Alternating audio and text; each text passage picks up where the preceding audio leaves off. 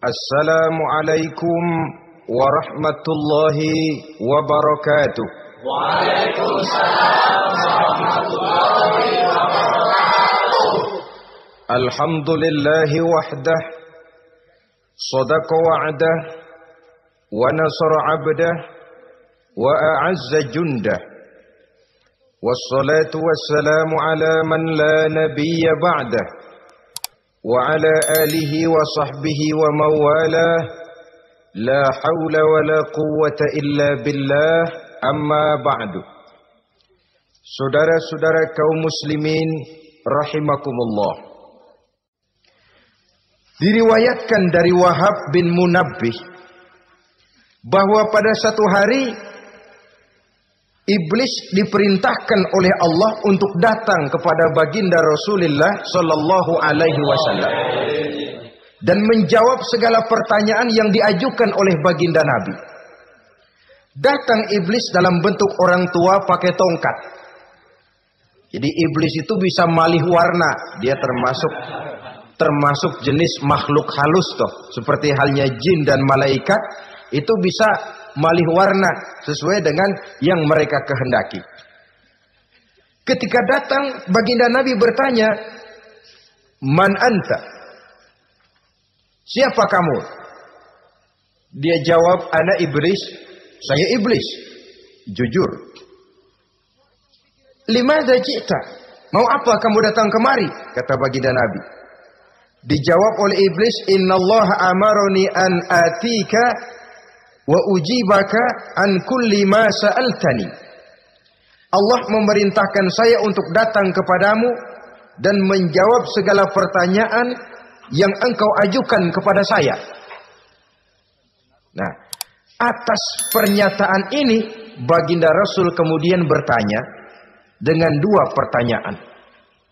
Pertanyaan pertama, iblis, "Kam ikhwanuka min ummati?" Ada berapa sih teman-temanmu dari golongan umatku? Dari golongan umatku, umat Islam ini, bukan orang lain. Kalau orang kafir sih sudah jelas, itu memang CS-nya iblis. Tapi dari umatku, siapa saja yang jadi teman-teman kamu iblis? Menjadi antekmu, menjadi alatmu sejak dari dunia sampai ke neraka nanti. Atas pertanyaan ini iblis menjawab, "Teman-teman saya dari golongan umatmu ya Muhammad, asyarun, ada 10 orang. Ada 10 orang yang merupakan teman-teman iblis dari dunia sampai ke neraka." Siapa mereka? Pertama kata iblis, "Teman saya hakimun jair." Hakim yang curang, hakim yang tidak adil. Ini bisa dimaklumi. Kenapa? Karena hakim diharapkan adalah produk keadilan. Sehingga orang mengatakan seorang hakim adalah seorang yang meletakkan sebelah kakinya di surga dan sebelah lagi di neraka. Kalau adil dia menghukum, kaki sebelah kanan yang akan menentukannya ke surga. Kalau licik dia menghukum, kaki sebelah kiri yang akan menjerumuskan dia ke dalam neraka. Saudara-saudara kaum muslimin rahimakumullah, sesungguhnya dalam kehidupan kurangnya sandang pangan bukan satunya sebab yang membuat orang menderita. Tidak teraturnya perumahan, kurangnya lapangan kerja bukan satu-satunya yang menyebabkan rakyat menderita. Tapi lukanya rasa keadilan. Tidak tegaknya hukum sebagaimana yang diharapkan. Itu juga bisa menjadi sumber nestapa, bisa menjadi asal dari segala derita.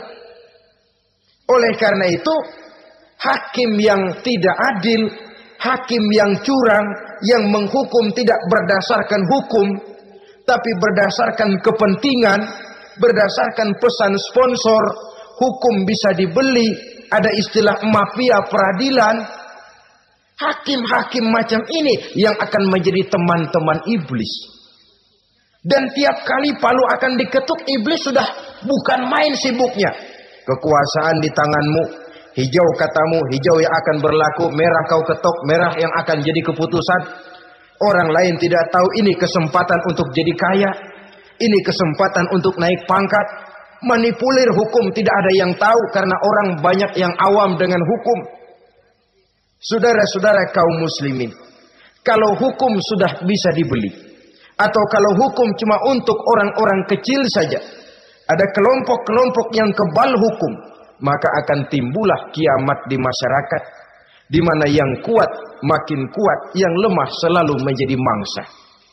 Oleh karenanya, hakim yang serong, hakim yang durjana merupakan teman-teman setan, merupakan teman-teman iblis dari dunia sampai ke neraka nanti. Ini yang pertama. Oleh karenanya, pada dasarnya setiap kita adalah hakim untuk keluarga, dalam pergaulan. Hendaklah adil di dalam memutuskan segala sesuatu. Lebih-lebih hakim yang memang menjadi pengayom masyarakat.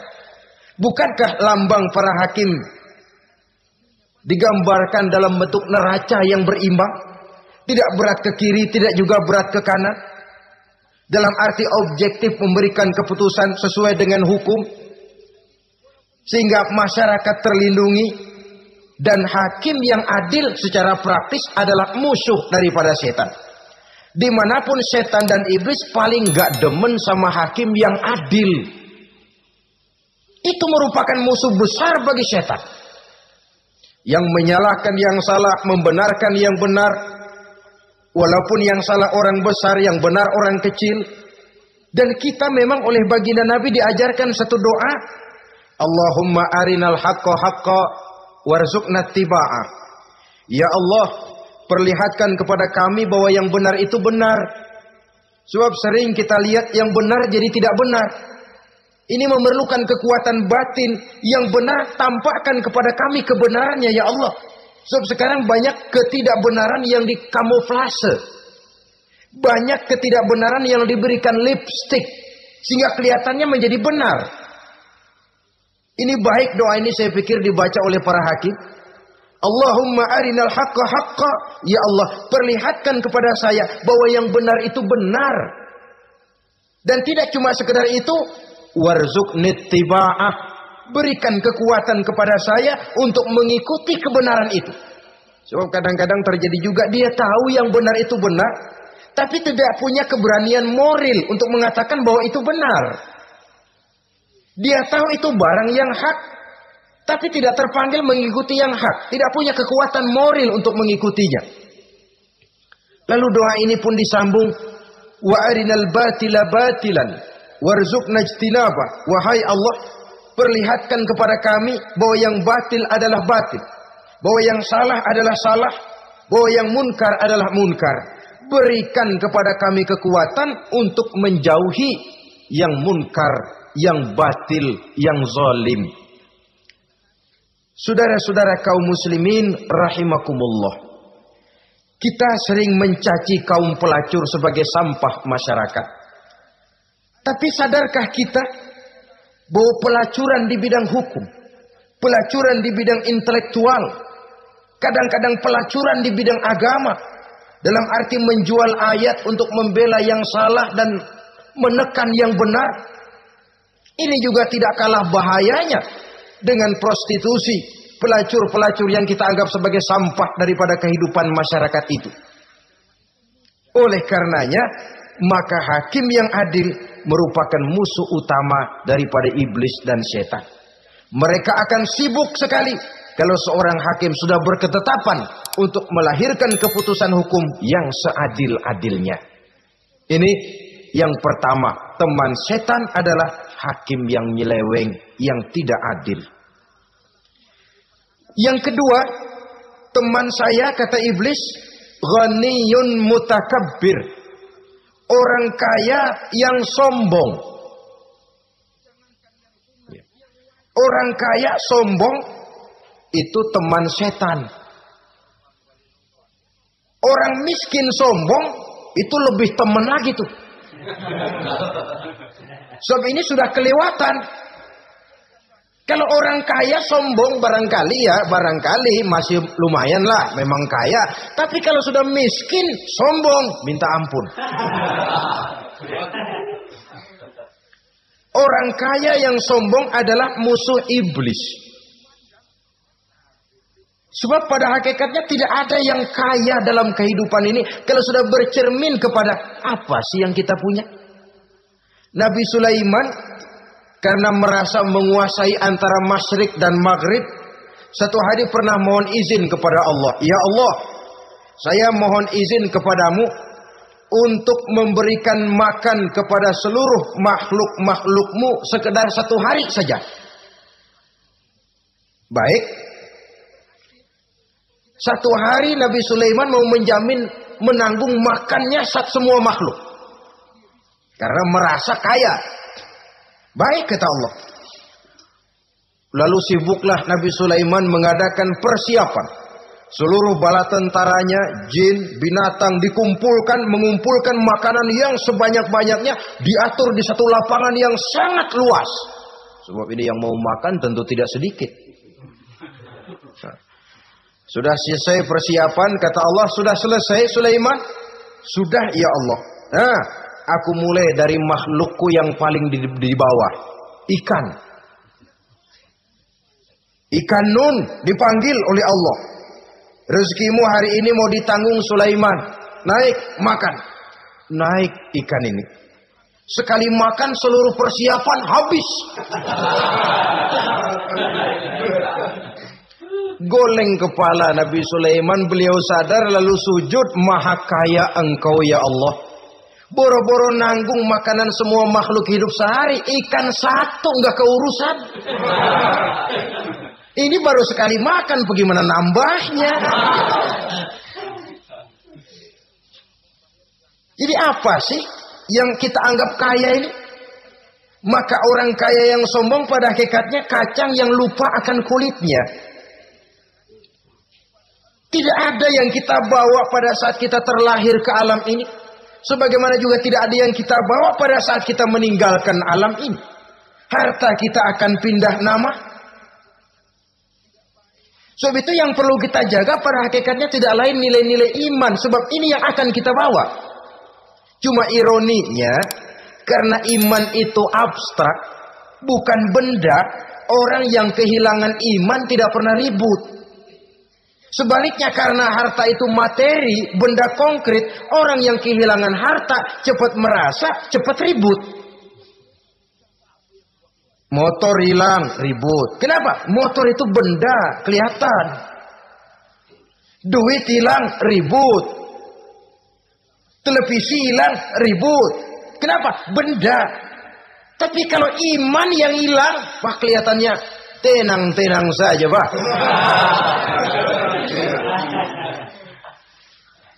Padahal ini usaha iblis, bagaimana orang kehilangan iman, menjadi kafir, masuk grup dia untuk menemani dia di dalam neraka nanti. Dia gelincirkan iman kita, dan kita sering tanpa terasa telah mengalami pergeseran nilai-nilai iman kalau tidak tergusur sama sekali. Cuma saya katakan tadi, oleh karena iman ini bukan benda, orang yang kehilangan iman kurang begitu merasa. Padahal ini yang paling berharga. Sebab ini yang akan kita bawa menghadap Allah. Orang itu kalau sudah yakhruju minad dunya bighairi iman, keluar dari dunia, meninggalkan dunia dan seluruh isinya, kembali menghadap Allah dengan tidak membawa iman, tempatnya jelas sudah. Itu yang paling kita khawatir. Pangkat jelas tidak kita bawa. Harta benda akan pindah nama jadi milik ahli waris kita. Tiba-tiba iman yang cuma satu itu tempat kita bergantung, hilang juga dari diri kita. Dengan apa kita mau menghadap Allah? Dan kemalangan apa yang lebih besar dari orang-orang yang telah kehilangan iman pada saat dia menghadap Allah Subhanahu wa ta'ala.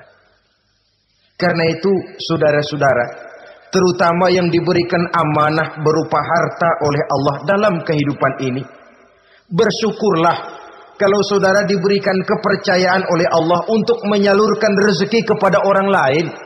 Seperti keran yang nyimpen air tapi tidak untuk dirinya, disalurkan kepada yang memerlukannya. Rezeki dia cuma lewat tangan saya.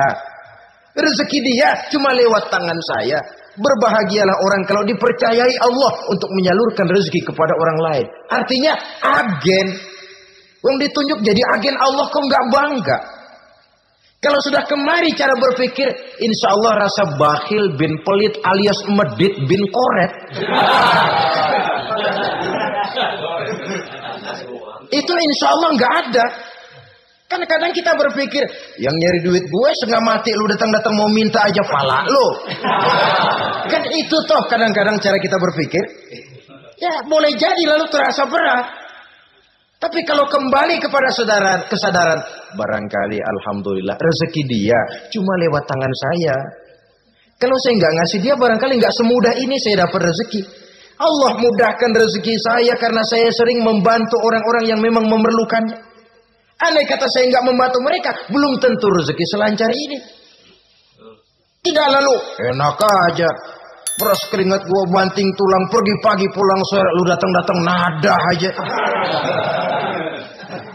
Berbahagialah orang jikalau sekali lagi dia dijadikan agen oleh Allah untuk menyalurkan rezeki kepada mereka yang memang memerlukannya. Kalau tidak ke arah itu kita berpikir, yang timbul bakhil. Bakhil lalu bermegah-megah dengan hartanya, timbul kesombongan. Senang lihat orang susah, lalu dia sendiri dengan hartanya cuma to show only, pameran. Lewat di kampung, senang kalau orang melotot, lihat mobilnya yang serba mengkilap, sepatunya yang serba mahal. Senang kalau, wah, semua gaya hidupnya serba jet set, wah. Senang betul kalau melihat orang sudah serba bengong lihat keadaan dia. Timbul takaburnya, sombongnya, ngenyek kepada yang lain. Maka orang kaya yang sombong, teman iblis, teman setan. Setan senang betul. Sebaliknya secara praktis, orang kaya yang rendah hati adalah musuh iblis. Saudara-saudara kaum muslimin rahimakumullah. Lain memang. Kalau kita diberikan ilmu di akhirat nanti, pertanyaan cuma satu, ilmumu kau amalkan untuk apa? Kalau kita diberikan umur panjang, pertanyaan akhirat satu saja, umurmu kau habiskan di mana? Tapi kalau sudah harta diberikan kepada kita, pertanyaan akhirat dua. Min aina iktasabahu wa fima anfaqahu. Hartamu kau dapat dari mana, kau belanjakan kemana. Depan belakang ditanya. Yang ketiga, teman iblis itu tajirun khain. Pedagang yang berkhianat. Baik kepada sesama teman pedagangnya, karena ingin lebih maju dari yang lain. Terjadi persaingan yang tidak sehat di berbagai bidang bisnis, ataupun kepada para pembelinya dengan mengatakan barang yang baik adalah barang yang tidak baik menjadi baik. Sebab pada dasarnya apabila kaum pengusaha sudah berkhianat, akan timbul kegoncangan ekonomi. Dan kegoncangan ekonomi dampaknya adalah melahirkan kelas-kelas kemiskinan. Kemiskinan merupakan satu perangkap iblis. Biasanya orang kalau udah melarat, udah dekat banget sama kafir. Ya, kalau tidak dilatar belakangi oleh nilai iman yang kuat. Udah melarat, udah dekat benar dah sama kafir. Apalagi iblis ini menggodanya pandai dia. Kepada orang miskin dia datang dengan bujukan materi. Kepada yang cukup hartanya dia datang dengan bisikan lain. Pendeknya iblis dan setan itu ke ibarat tukang joget, dia ngerti betul irama kendang.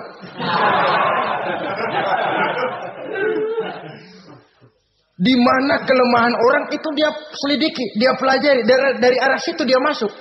Dan secara strategi perang, iblis dan setan ini posisinya memang lebih menguntungkan daripada kita.